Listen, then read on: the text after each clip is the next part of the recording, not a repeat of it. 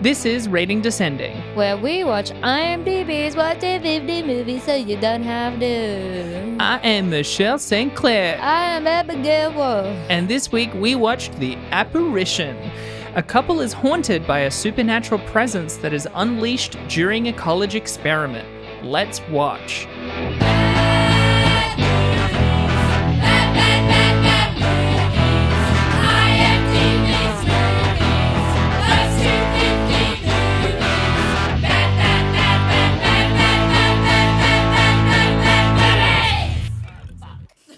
What's that outside? It's not snow. We're in the southern hemisphere. Why, it's the year ending. Why, it's a big, crisp blue sky on a 26-degree day in midsummer. Ooh, I haven't seen that one. What? You know, whether the one where the Swedes like killing people? I think it's also known by the Northmen. I'm kidding. He's a king of Denmark, I'm pretty sure. Stop it. I haven't seen that one either. It's the end of 2020. Whoa, 2022. We record these years in advance. I'm referring to my paperwork and when this will get released. Yeah, we had like 2 straight days in 2019 where we just recorded all 250 episodes. We tend to leave a lot of our pop culture references blank just in case things change. So when we refer to the Prime Minister, it's a blank noise. Let me tell you though, fill it in later. Abby, when we released the episodes after Jan 6 and I was referring to it, she fucking flipped. She was like, how did you fucking know? And I was like, it's obvious. Yeah. Wait, after Jan 6? You know, the coup. Oh. You remember the coup, right? Oh, yeah, the coup. Come on, the coup. Oh, yeah. Yeah. The coup. When the fascists were like, we're about to win. Yeah. And then it turned out that they weren't very good at it, so they didn't. And we were all like, I guess there's no problem. Yeah, I hope next time they're still very bad at it when they try and stage another one. Fucking fingers crossed. Fingers crossed. Michelle, what have you learned in 2022? How was your year? 2022 wrap that. It's a to quote my hero, I guess, Liz Lemon. It's a rap up. Except I don't have a rap prepared. Wait, how was my year, or what did I learn from it? Because obviously these are very different answers. Both. Okay. Both questions. How was it? Keep going. No, I wanted to engage with the audience on a human level. I had a real answer that was gonna like. It's just not that kind of show. I guess it is. Like, I was going to say, like, this is really, like, a kind of dark year for me. I really got burnt out. No, instead, no. This was the year I learned to fuck like a maniac. You would not believe how good at not This even was the good. year I'm fucking like a maniac. Michelle came to realize she had a piss fetish, and it's been a huge, monumental year for her. All skill has gone out the window. What it's all about now is lack of expectation, right? It's always do the unexpected with consent. You like think warn there's first. No skill to directing your golden stream onto the right body part? You're crazy. No, I think there's tons of skill to it. I'm just saying I'm not utilizing it. Right. So you're bad at your piss fetish. Yeah, exactly. And again, it's all still consensual. It's I still ask. It's okay. But the fact that I'm asking is unexpected. We assume it's consensual. We have to. Oh my God. We have to, or this is a very different podcast, isn't it? You'd be a very different kind of person than we'd all expect. Well, I don't know, man. I'm sick of getting cancelled. Just what about your year? Wait, so you learned that it was a dark year. It's pretty funny, isn't it? It's great. I'm laughing. I'm laughing. Fuck. You're proving my point, bitch. My fucking plan has failed. My last gambit of the year. Michelle knows more than anyone that something that really tickles me is like a spontaneous vom. And I feel like a spontaneous burp ties into that a little bit for me. It is a little, well. yeah. Like, I don't find farts as funny as I find vomiting and burping. Well, they're not. A spontaneous vomit is much funnier. I will say, I did watch someone the other day full on just vomit into their hands. Wait, okay, important. What was the context? Was this consensual? Well, I'd be a very different person if it wasn't. We were out. A lot of alcohol had been imbibed. I saw them gag a little bit and I said, are you okay? And they said, yep. And then they just opened their palms up and vomited into their hands as if trying to catch it on the way out. Truly a horrific sight. Merry Christmas, everyone. Did they catch it? A little bit. Bits and pieces. Bits of Oh, the more solid bits, yes. What's it? The fixins? You know, like in a soup? The fixins? Yeah, the fixins. There's broth and fixins. Didn't know that was a term. And that's what they fixins. caught from the... I will say that one time I was in Wellington with my good friend Lauren, love her, and I was eating a soup, and I don't know how, but I managed to knock the entire thing into my lap. And I will say, a soup with broth and fixins is the worst thing to pour on yourself. 100%. Not only is there the wet cleanup, there's also the big lumpy cleanup. Yeah. I had things that dripped through my skirt onto the ground, so I had a puddle beneath me, but I also had stuff in my lap. It didn't feel fair. You had a pile of soggy food. Because that's the thing. The fixins are appetizing in the soup. When I eat the soup, I'm not like, yuck, why is this food so soggy? You eat the soup because I'm like, you want the fixins. This is hearty. Yes. Right? But remove the broth and you have a pile of soggy food. Michelle, do you think we're getting worse with our tangents? No, because I think we're leaning into it. We're learning how to just let go, baby. What I learned in 2022 was what fixins are. And how was my 2022? I fucking skated right in there. Yeah, it was pretty good. It was great. I got married. Yeah, you did get married. Yeah. That was pretty fun. Yeah. Taking some steps in my career, etc. I was there. You know, you looked happy. Claude looked... Well, you know, he'll muddle through. I am a burden. It has to be said. Yeah, You did have to pay quite a steep dowry to my father. I mean, when he was giving his vows, you did continuously burp through it and giggle every time. Obviously, I did, yeah. You were like, but sorry.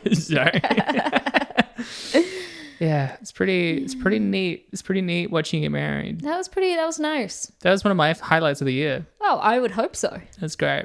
I would fucking hope so. I guess you would. I guess if I was married, if I had just gotten married, I would actually say the same thing. Yeah. You're right. Yeah. You're right. That was a costly event. Yeah. I'm still bankrupt from it. You want it to have been good. Yes, I do. It was. It was very great. It was one of my favorite weddings I've gone to. 2023, the year focusing on my career. Hey. And on bad movies. Yeah. What are you going to focus on in 2023? I'm not trying to, I swear. Burping more, I think, you know, just at least so I can match. Never exceed, but match. You should try vomiting in your hand sometime. Oh, well, I do need the fixins. Yeah. You know. Look, this wasn't meant to be an opener about vomiting more than it was about... This is our year wrap-up. Yeah, our 2022 wrap-up is just sharing vomit stories, I guess. Well, hey, I mean, speaking of things that made me want to vomit, this week we watched The Apparition and learnt nothing from our year. Yeah. It's right. There's not much to talk... learning nothing. It's right. Taking nothing away. There's not much to talk about with this movie. After the overview, we'll get back into it. It's cool. Let's go back to the vomit stories. After that. Not that bit, you fuck. I have other things to talk about. I have one time I projectile vomited. One time I vomited, and then I also shat my pants at the same time. That was at our last house together. Classic story. I've got heaps. One time I was a kid and I peeled up my shirt and I vomited straight into it and kind of kept it held up as like a little bucket of vom. And that was in the backseat of my parents' car. I didn't know what happened. So when they pulled up to the driveway, they turned around, they just saw me with a pile of vomit in my shirt that I was holding up. Really makes you think. Sometimes I think about our growth as podcast hosts. We're better or worse? Well, it's certainly, let's just say that it's changing. Yeah, it's ever evolving. Ever evolving. Yeah, there we go. It's the culinary term. You know, growth isn't linear, is what they say. Exactly. You know? Yeah. Yep. It fluctuates. It fluctuates. Sometimes you get better and sometimes you get worse. And there's nothing wrong with getting worse, but sometimes you get worse. But there's nothing wrong with it. Listeners, if you have been listening to us for a long time, just know sometimes you get worse and that's okay. Listeners, if you think we're getting worse, email us at ratingdescending@gmail.com. We'd love to hear it. Sometimes you realize you've peaked real time, and I think for us that was Food Fight. Yeah 100%. Well, we know our taste in films is devolving because of this podcast. Maybe just that's true. We know it statistically. Our quality is devolving, our happiness is devolving, sanity is devolving. Yeah. So this week we watched The Apparition, and you know what, we watched it, and within I think about 10 minutes I put in my notes, at bare minimum, this movie does confirm a theory for us. Even when they're not found footage, these movies are still really fucking boring. They are, because at one point I had to catch myself and think, hang on, it's okay, it's not found footage. But I was like, but it feels as bad. Yeah. I was trying to be like, no, there's a silver lining, but it just felt it just felt the same as a found footage film. Yeah. I got the same out of it. Yeah. I think I just sent you a message saying, Christ, this film sucks. There was a point where I thought, and you weren't, but there was a point where I thought you were saying we would have to watch it together, like as the credits had just started coming up. And I was this close to bursting into tears. I was like, I cannot watch this again. I wouldn't put you through it. Even if I had to come over here to watch it, I'd be like, you should go do something else. Yeah. You enjoy yourself. All right. It's a beautiful day out there. You soak up every minute in the sun. I've got this one. All right. This is take it for the team. It's hard sometimes because we have spent hours expressing the two things that are the only things I want to express in this episode. One is how much this podcast can be an absolute burden that we are shouldering. Yeah. And we mean it when we say, we watch so you don't have to. Sometimes this podcast is the worst part of my week. Yeah. I think Michelle's laughing because I looked at her so earnestly. You did. You did. Sometimes it's a highlight. When it's a good movie, I have a great time. Yeah. But other times I'm like, God, I wish I didn't have to do this week. Well, based on our conversation in like the half an hour leading up as well, like, yeah, this is one of those times. Yeah. I think we've both had a bit of a rough day. And then on top of it, we had to watch this movie. It wasn't why it was rough, but it's why it never got better. Yeah, it definitely exacerbated the bad day we were having. It guaranteed my day was going to plateau at a 5. Guarantees a plateau. What I resent is that I'm running out of analogies for the feeling of watching paint dry. Like every time I watch one of these, I'm like, it is a vacuous hole where a movie should be. It is an anti-movie. Every episode, our sighs get longer. Yeah. I should edit them less and less so the audience can really hear it. You know? Yeah. I feel like I'm like I don't know, a bit of me is dying every time we watch one of these horror films. Yeah. You know, like a little part of me. I just that pure innocent joy that you have when you're a kid that slowly gets eaten away at as you get older. These films are hurrying up that process. I'm aging faster because of these films. I think about all the time how we keep talking about the budgets of them as well as the fact that they got made and then the return of some of them. Yeah. It's one thing to talk in isolation about fucking Devil's Due making 30 million. Add that up with all the others that we've done. You know, just piles of cash of movies of white people sitting around. Yeah. You know, what really hurts? It's Christmas. Hey, and we had to watch this. This is coming out after Christmas. It's New Year's. It's New Year's. Guys, we deserve a holiday too. We recorded this before Christmas. It's Christmas. So technically it's Christmas time. And you know what? This month I've got... Hey, it's my birthday. It's Michelle's birthday. I've gotten fucking merry this month. Yeah. And this has just undone all the good merry feelings I've stored up. I'm flatlining. Yeah, I mean, by the point this is released, it will have already come out. We're doing a Christmas bonus as well, and like I'm so much less excited for it the moment we watched this. I'm glad I watched this first, at least. Yeah. Well, also, it is Michelle's birthday, by the way. Yeah. Happy birthday! Yay! 28. 28. Sorry, 24. 22, yeah. 21. We just hear a boop. 22. 20. Wow, I'm so glad I'm boop 22. Yeah, or just boop, and then my notes of like, all right, insert whatever age the kids think is like impressively young, but not like so young that it's a little weird. You know? Yeah. Yeah. Although, I was going to say there's some people who are like 25 is ancient. I'm like, yeah, but there's always people like that. They're just idiots. Yeah. They're just bad people. We don't care about them. Fucking idiots. Yeah. Sometimes I look at people in like TikTok comment sections or something, comment sections all over the place, or like Instagram. And it's like, I can't believe people are like this. What is happening? And then I'm like, no one I know comments on anything, almost anything, There's a very specific subset of people who I don't think are predisposed to niceness. Yeah. So I think it's okay. Yeah. I think we're okay as people. We're going okay. I mean, this movie didn't prove that, but No, and clearly we're doing everything we can to not talk about this movie. Yeah. Skirt around it. I'm 28, Michelle. Woo! Yeah.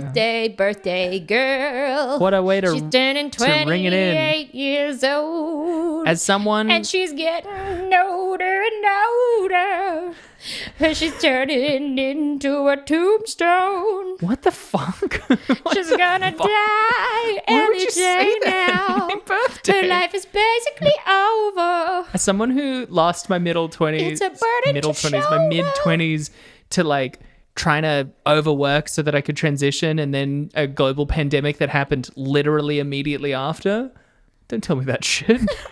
Keep it to yourself. Basically dead. No. Happy birthday, Michelle. All right. Well, from the crypt, do you want to hear some key details? So this movie came out in 2012, which is really important for us because an identically named, also bad horror, but not as bad horror called The Apparition came out in 2018 that I almost got for us instead. Yeah.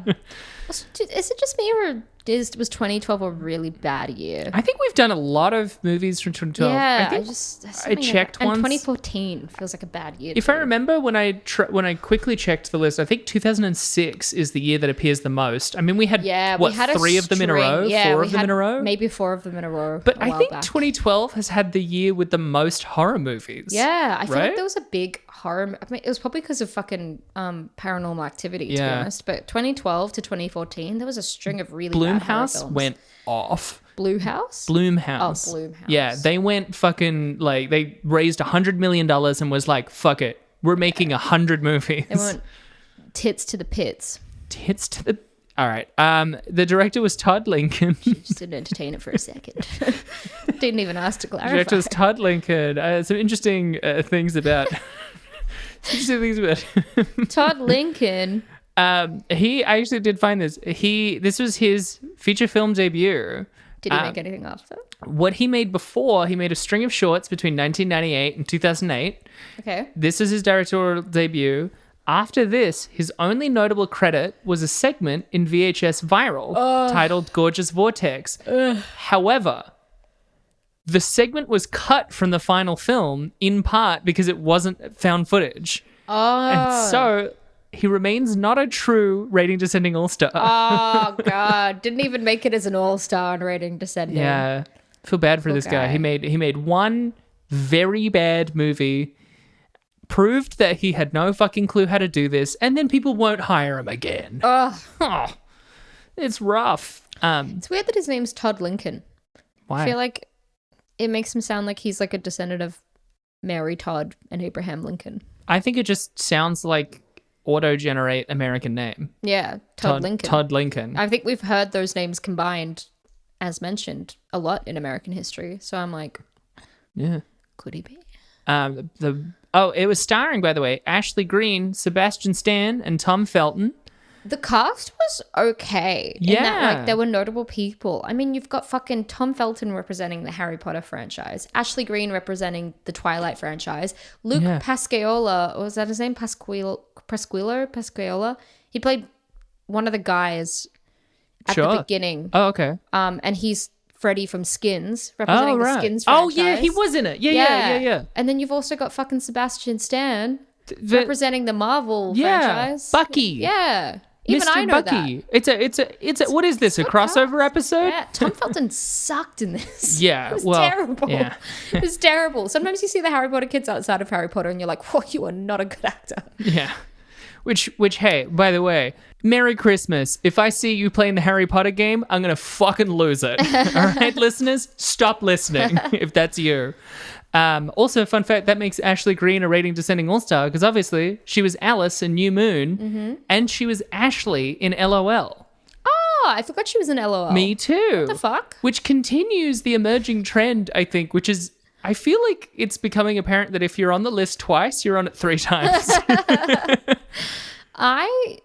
It's also becoming very apparent that I can't retain a lot of these films in my memory for that long. Like some of the memories of watching these things are so excruciating and painful. I just have to get rid of them. Yeah, like I know that we just watched this excruciating movie. I don't know what happened. No, I don't know. I couldn't tell you what happened at all. No, I have no idea. No. While watching it and then also after, I was like, I don't know how we're going to talk about this because I don't know what's happening. I'm not like as soon as we watched something, it was gone from my brain.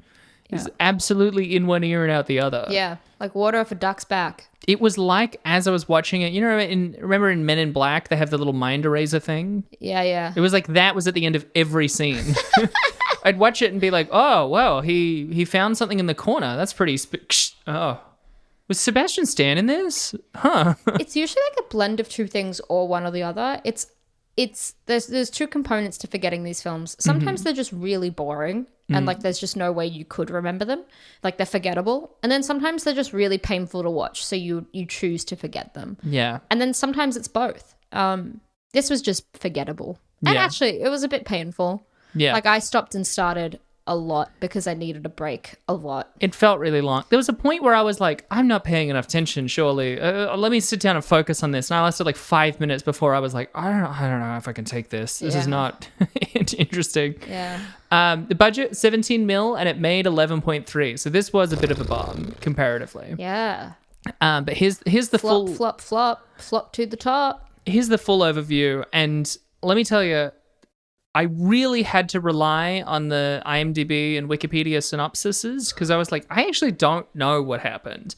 There was a lot of Tom Felton explaining a lot of shit, and it was impossible to listen to him. I was able to follow Highlander 2, and I have no idea what happened in this movie. Highlander 2 is actually good. Yeah. Secretly, it is good. Secretly, the best film I've ever watched.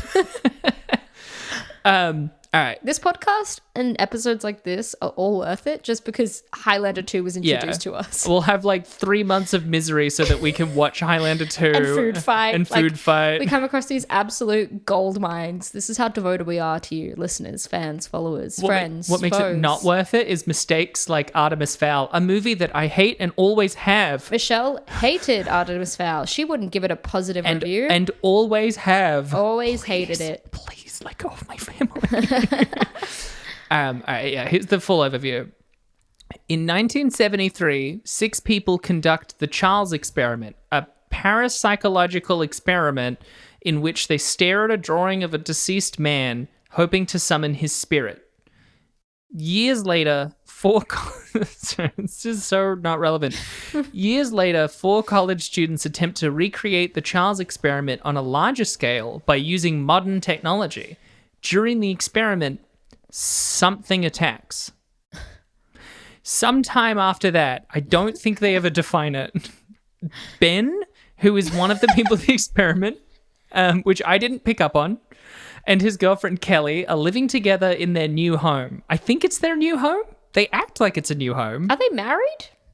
I don't know. They act like a married couple. They do. I think they're just living together. I love how she's like the perfect wife. She's like, oh my God, I'm going to own you on on Mario Kart. Yeah, it feels very patronizing when they do that thing of like, you're writing that because you think you're being feminist and you're not. You're just talking down to me. The male fantasy of a wife. Yeah, it's like you're saying, see, you can too. And I'm like, shut up. Yeah, they're living in their new home. After finding a variety of unexplained phenomena, such as mold and burn marks. I know. I love when he's like cleaning the table and there's just some scald marks and he's like, what? Or when he finds some mold and they're like, oh my God.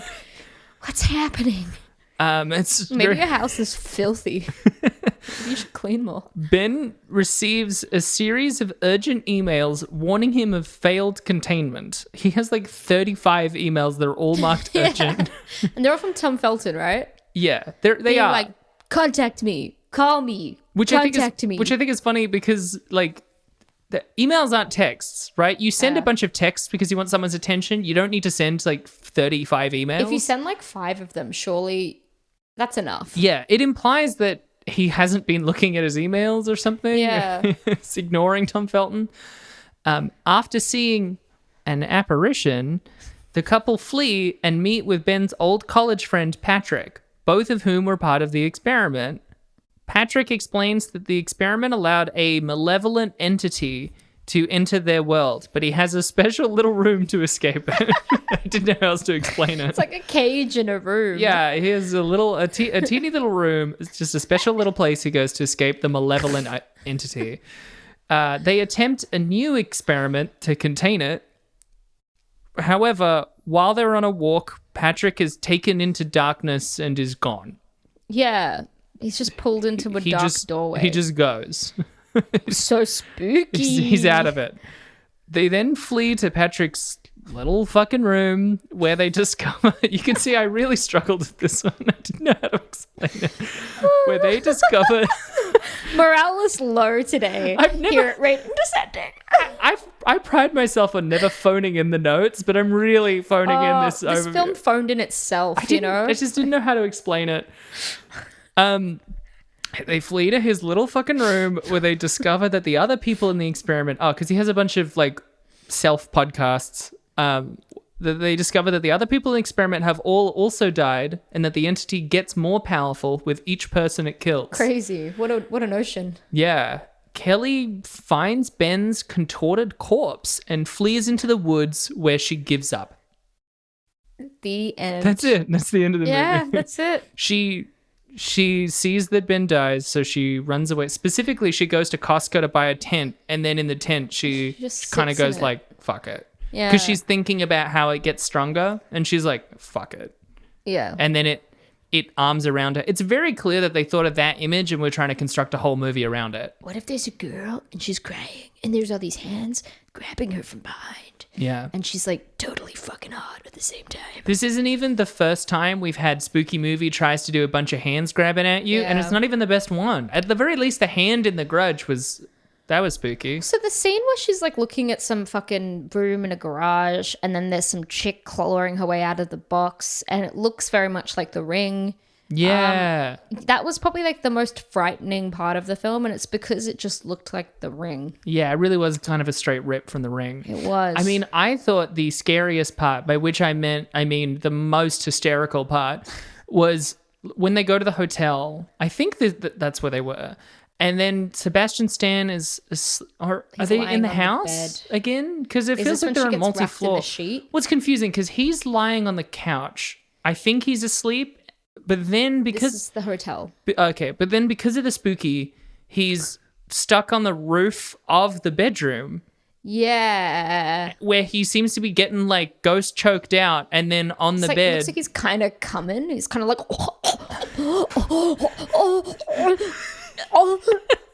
and then she's in bed because they're angry with each other, so they're not sleeping together. Yeah. And then she's in bed, and then the sheet slowly starts sucking in around her. Yeah, she's getting vacuum sealed in the bed. Which is really odd because a lot of sheets are just made out of cotton. And they're very breathable. Right? Like it would be uncomfortable. Put a flat sheet over your face and you can just kind of breathe straight through it. Yeah. She's not suffocating. Yeah, like... What the fuck? It's not like it's like a vacuum sealed bag. It'd be stuffy, but like... It's not plastic. But maybe it's like getting vacuum sealed because all the oxygen... No, because it would still come through. It doesn't make sense. Yeah. And he really has to like rip her out of it. And they make it seem like she was suffocating in there. And you're like, cool. She gets fucking shrink wrap laminated into the bed while he's coming on the roof. I have to...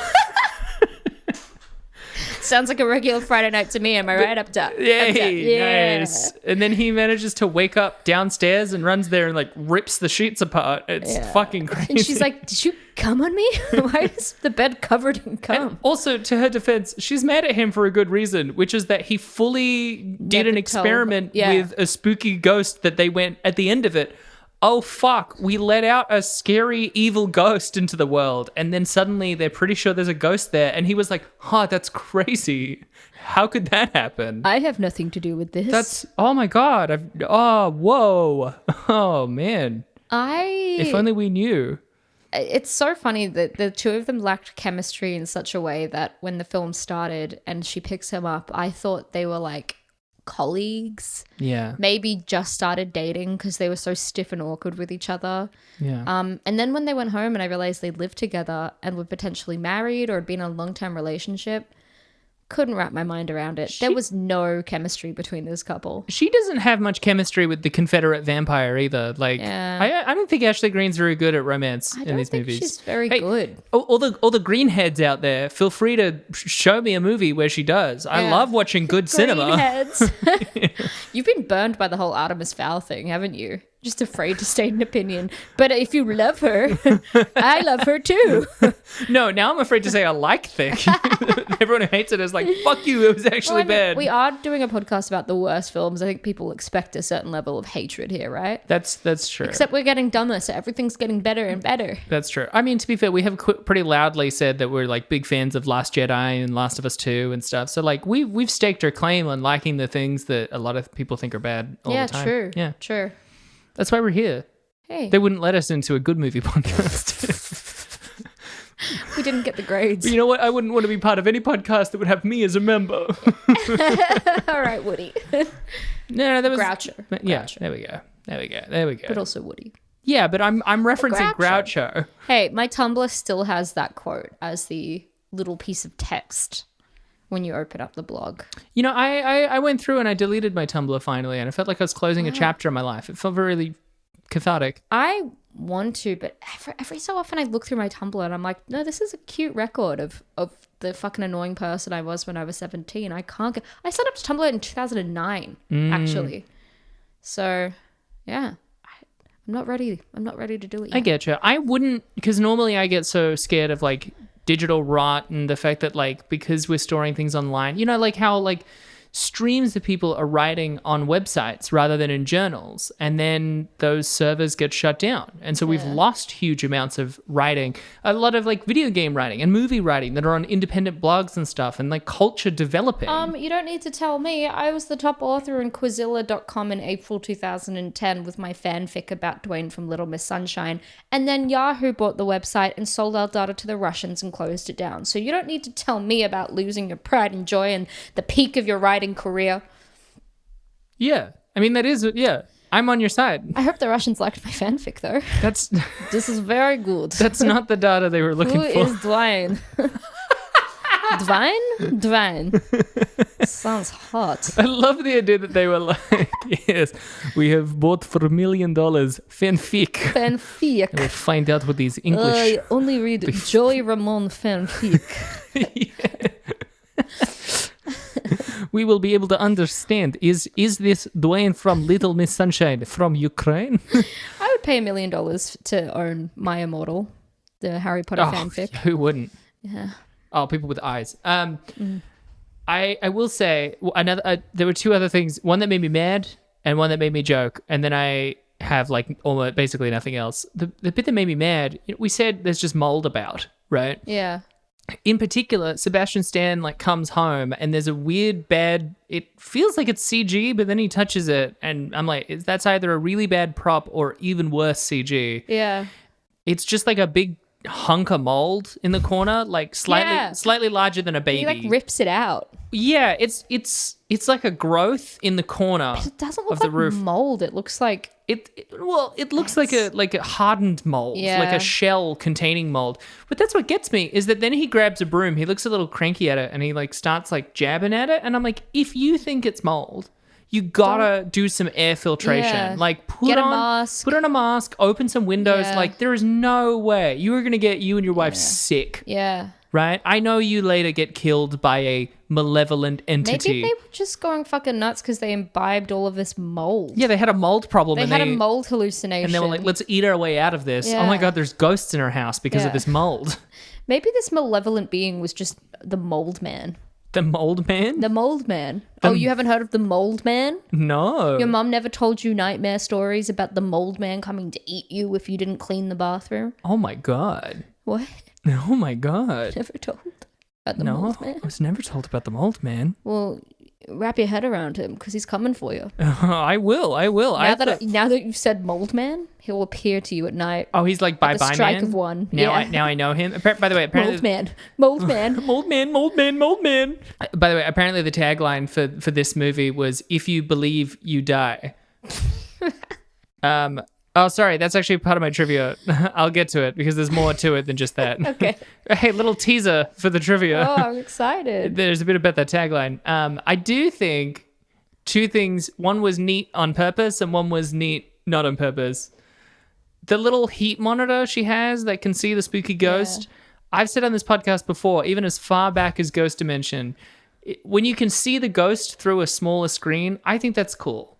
Okay. I think that's cool because we're like very cautious animals. We're like apex predators who are afraid of every other predator. So like, I'm not afraid of anything.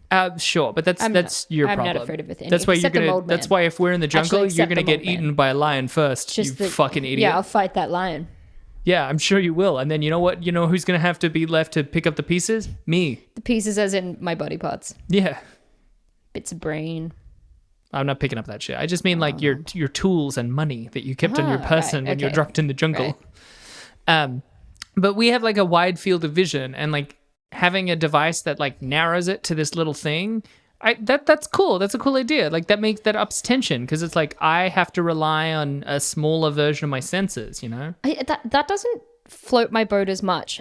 But that scene I found really funny because after she finds it, she starts screaming, and then Ben grabs her and then just starts shaking her, being like, "What are you doing? Yeah. What are you doing?" And he's so violently angry about the fact that she's panicking. Well, and then it just hard cuts to them being at the hotel. Yeah, because she wanders into the basement or just the garage. He's so or whatever. aggressive. He is, but she's scared. To be fair, well, I mean, like he shouldn't be this aggressive no matter what. But she literally was just freaking out with this heat monitor, and then sees like a vague outline, and then the vague outline like rapidly scales up, and she's like, "No!"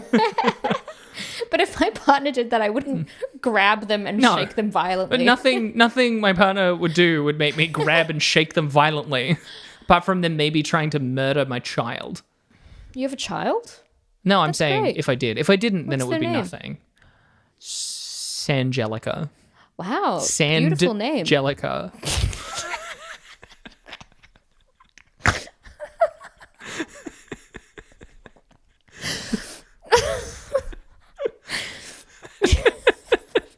It's beautiful. Say it. Reminds me of the sea. Say it. Sangelica. It's good. It's good. There's an How old is apostrophe she? after the D, so you're really supposed to punch it. Sangelica. Yeah.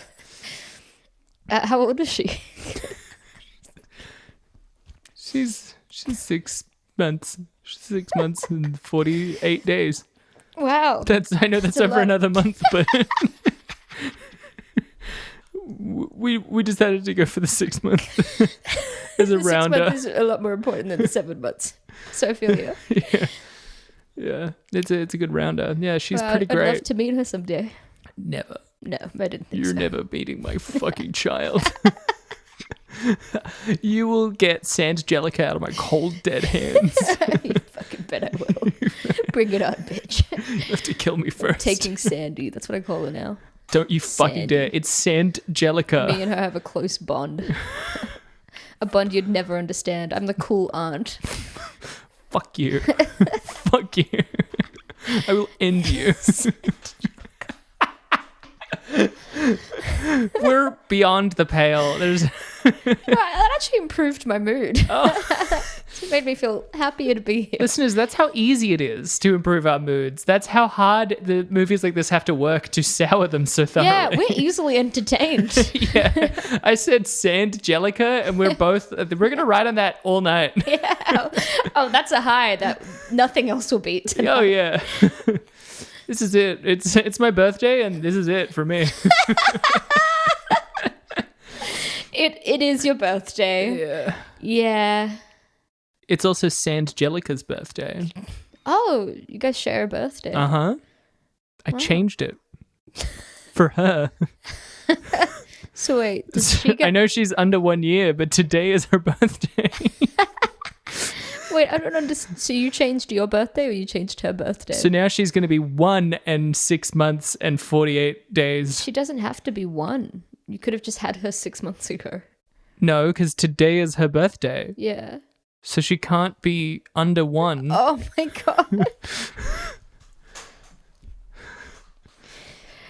Let's just cut that. That's I don't have to cut anything else. That's the only note on the edit. Now we're keeping all of this. No, she could easily have been born in May and today could be her birthday. It makes sense. It's fine. It checks out. It's like how, I mean, they're getting rid of it now, but how in Korea they used to make it that on New Year's Day you turn one no matter when in the year. Yeah, it used to be like if you were born in January and if you were born in December, once it's New Year's, you're one. And then when it's your birthday, you're two. Koreans are fucked up. That's so not okay. It's not cool. I mean, they're changing it. They're making it more like the rest of the world. Korean? No. Oh. I didn't steal a little Korean baby. She's my baby. Well, I don't know. I made her who myself. The mum was or the dad was. I made her myself. So she's just 100% Michelle. She's 100% Michelle. So possible. But smaller and more sand.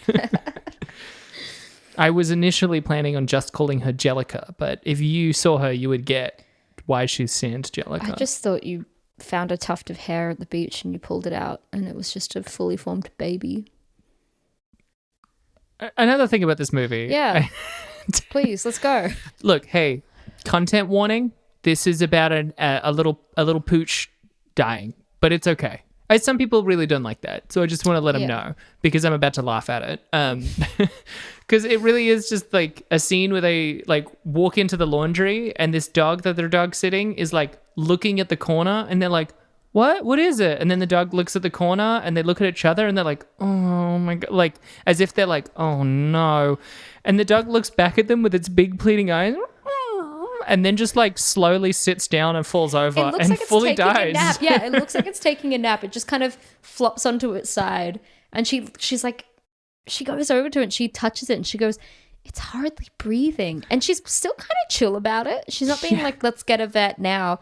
She's like, it's hardly breathing. But we should call someone. But then it smash cuts to like the vet and they're like, sorry, I'm so sorry. They're dead. And no, actually she goes like, I'm sorry, we couldn't do anything. And the guy's like, that's okay. You did what you could. Which is such a funny reaction. It'd be like, you were dog sitting my dog for less than a day. and it keeled over and inexplicably died. And it died for no reason. Yeah.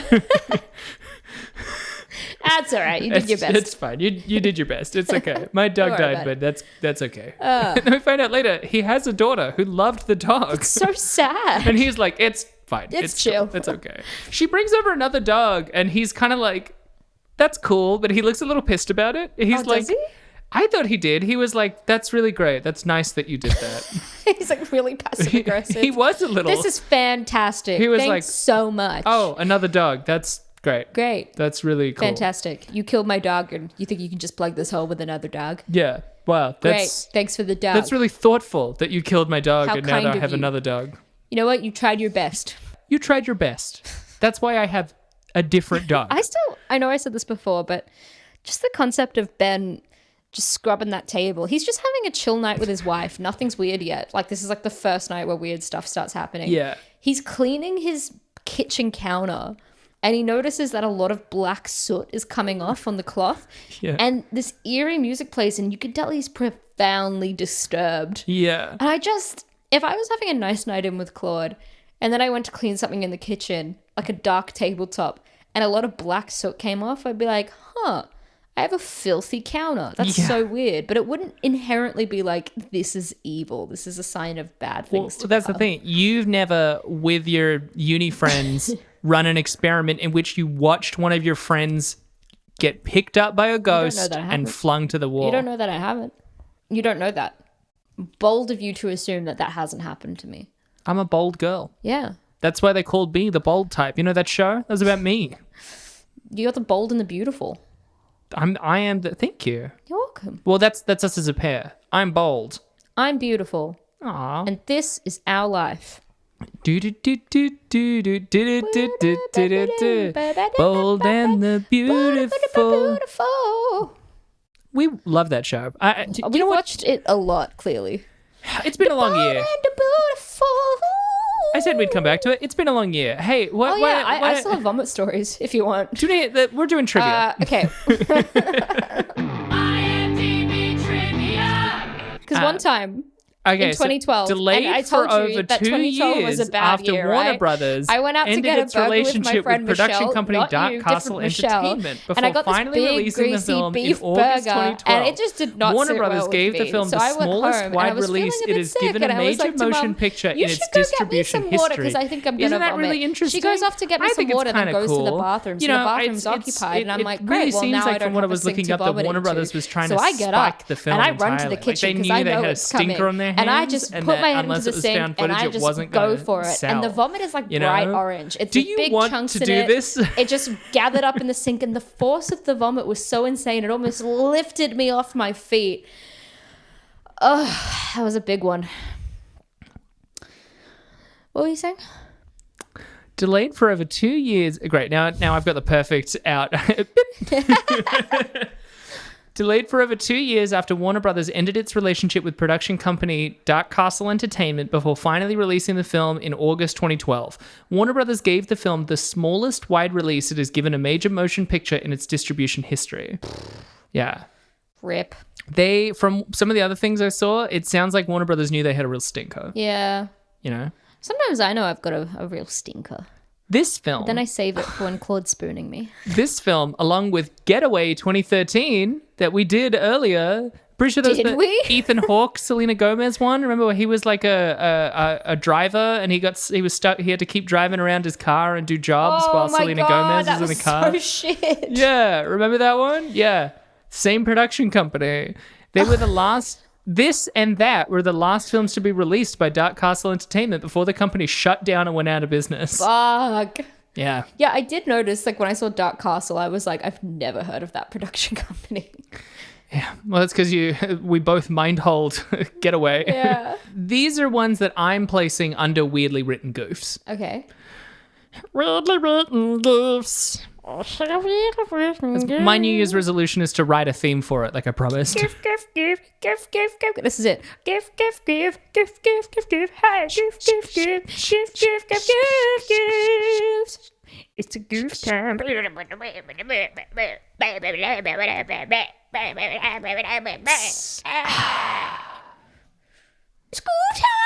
You can't keep going with the... I've got more octaves than Mariah Carey. Right, it's just hers are in tune. Is the Are you difference. ready? No, please. That's the first one. Remember 2 weeks ago remember last week when you said, do I have ADHD? It's the second one. When Bennett... Okay, great. When Ben and Kelly are shopping, Ben picks up the tent case like there's nothing in it.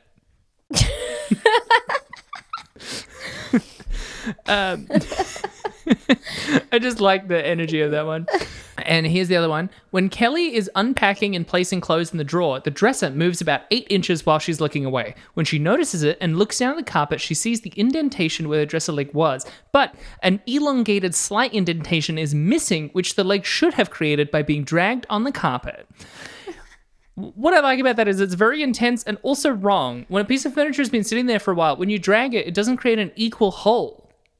Because the hole is not because it's heavy in the moment. It's because it's heavy over time. A long time. Yeah. Makes indentation. It actually did it perfectly right. Do you want to hear some reviews? I would love to hear some reviews. Reviews! I'm getting all snippy, but I'm having a good time.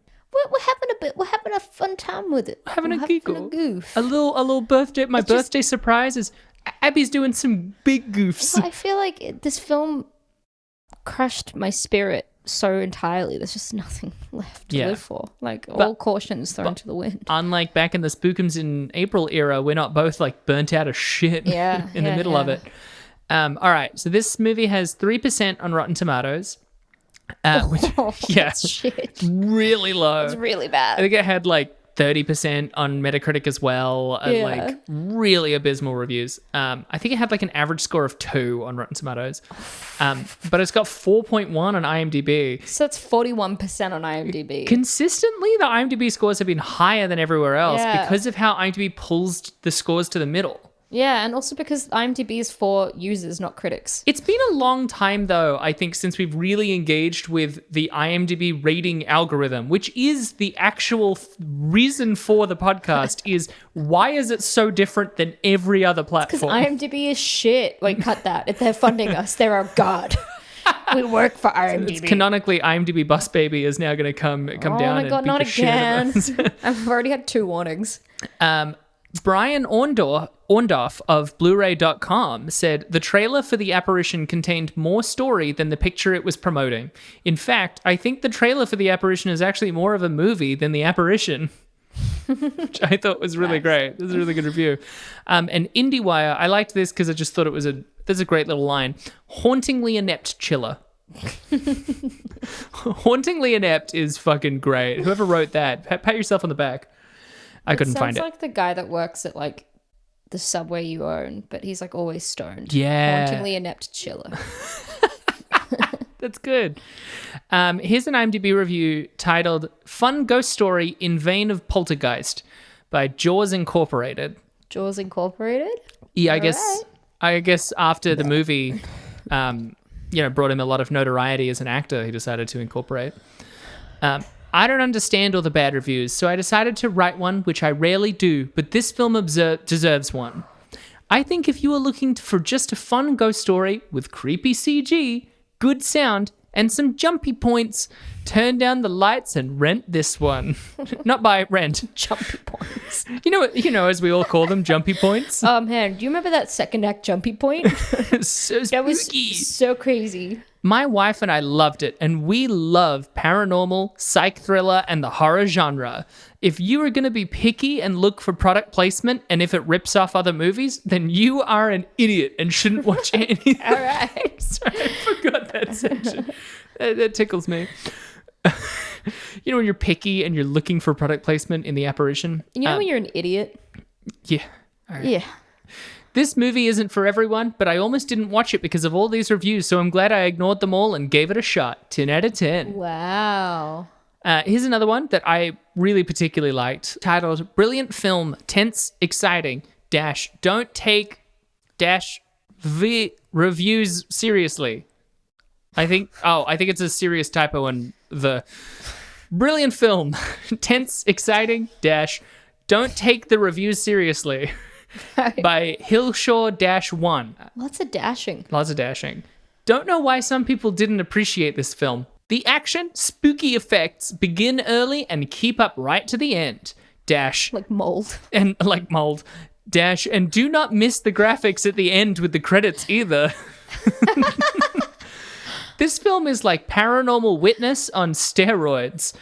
And the weird post-industrial landscape with pylons and desert where the film is mainly set in just adds to the atmosphere. Definitely one to watch, especially in a dark room with just the telly on. Sorry, I should have been doing this all in an English accent. What happens to the house? Even the furniture is just amazing. Even what? Even the furniture is just amazing. You've really got to watch what happens to the stair banisters and that sideboard towards the end. And before that the guy was on the ceiling, well, that was really tense too. And the bit where the camera is dragged towards the tent in the garden. Also, when this woman ends up in a deserted DIY type store, but there's just something not quite right about how the store looks, apart from being weirdly closed, yet she got in there somehow. Anyway, as said above, this film is just one scare after another and must be seen. 10 out of 10. What a lunatic. I've never heard of Paranormal Witness. Me neither. I don't know what that is. I don't know if it is a movie, to be honest. And clearly that store at the end was Costco, right? Yeah. It said Costco Yeah. as she walked in. That weird DIY type store. That was clearly closed. Yet somehow she got in. To be fair, those credits did have graphics in them. And this is my final review as well as the only other 10 out of 10 review. Okay. So we're reading out all of them. It's titled Sebastian Stan by Fresh Ice 17763. Or, if it's your fancy, 17,763. Now that's what I'm talking about. Yeah, that's my shit. Is there anything else to say, really? The acting was good. The production was good. Storyline all over the place, but Still, 10 out of 10. Storyline all over the place. But, still. It wasn't even all over the place. It was just non-existent. Yeah, to say it was all over the place implies that there was one to be all over the place. That there was enough content to have it scattered. This is a story about a couple who has mold and contact their old college roommate. Who are clearly having mold delirium. Before he vanishes and they decide to leave and she gives up. That's the movie. So with that in mind, what's your review? 0. 0 out of 10. 0 out of 10, motherfucker. 0 fucking out of 10, motherfucker. Yeah, I resent data. Our reviews are not getting better. Yeah, to get them worse. Yeah, it was shit. Yeah, it was pretty. It was shit time. Sand Jellicoe was the highlight of my day. I actually had already forgotten about Sand Jellicoe. For me, after the found footage opening, which, by the way, you know what I hate is the found footage trope where the footage is all scratched and then starts jumping and stuff. Yeah. Because it's all based on how VHS is like when it's degraded in a way that people remember that isn't reflective of reality. Isn't it spooky when the tape skips? Why are all of these digital files covered in static and like skipping and cropping in all the time? Like, why? He was shooting that with a digital camera. Why does the footage look like that? It's nonsense. It doesn't mean anything. Yeah. That's not how cameras work. And you made a movie. Except you didn't. You made this instead. Oh, I was going to rate it higher. 0. Fuck it. Yes. No, 1. I'll give it 1. What? Come on, what's redeeming? I guess all I'm thinking that's redeeming is the absence of some of the homophobia and transphobia and racism we've seen in other movies. That's not a positive. Absence of those things is not a plus. That's just not a negative. 1. No, 0. 0. 0. Yeah, boy. We did it. We did it. That was the last horror movie of the year. That was the last movie of the year. I know. I hate that those are the same point in time. Oh, boy. Sorry, guys. We went out with a... To be fair, that has been at most years, you know. Last year we started with Sex and the City 2. Or was that this year? That was, that was the end of 2020, beginning of 2021. Yeah. No, I remember it well. I just met Claude. I was falling in love and I subjected myself through the worst 2.5 hours that I've ever subjected myself through. We could have almost ruined your marriage by showing that if that was a little higher on the list. Yeah. Yeah. You would have just not taken, you would have been too sour and not taken to Claude. Yes. Yeah. You'd be like, can we go on a date? And I'd be like, no, I've just watched Sex and the City 2. I need time to recover. Well, if you want to hear us get to engage with some more enjoyable films in the new year, we promise, then keep up with us and join us. You know, we're active, so you can join us on Twitter at Rate Descend Pod or on TikTok at Rating Descending, or you can email us at ratingdescending@gmail.com. Or you could follow us on our personal accounts. I am on Instagram under Abigail J. Ward. And I'm on both Twitter and Instagram. Maybe by this point there won't be Twitter, but hey, I'm on Twitter and Instagram at Michelle.St. And please, God, fucking please, leave us a review. They sustain me. Wherever you get your podcasts. Nice. Sorry, I burped, but I did it silently, but consequently I almost threw up. You should try catching it with your hands. I caught it. You got the fixins. It's like the Mogwai from Gremlins. It's Sand Jellicoe. Sand Jellicoe's come to life. Yeah. She's made out of the fixins.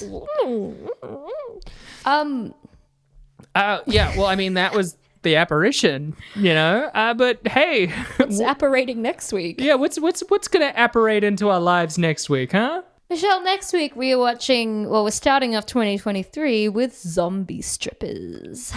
I was as excited as I was for you to say zombie strippers. It was also somewhat undercut by my existential horror at you saying 2023.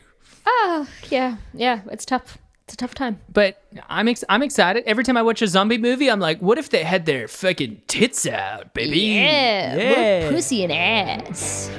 What are you, a tit, pussy, or ass? When I watch George Romero's classic Dawn of the Dead, I'm like, where's the poontang? Give me that sweet little pussy. Oh, when I'm watching fucking 28 Days Later, I'm like, when am I gonna get some ass later? I'd like some juicy blobbies on my little screen.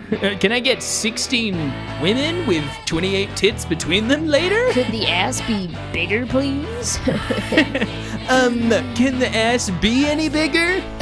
Check, please.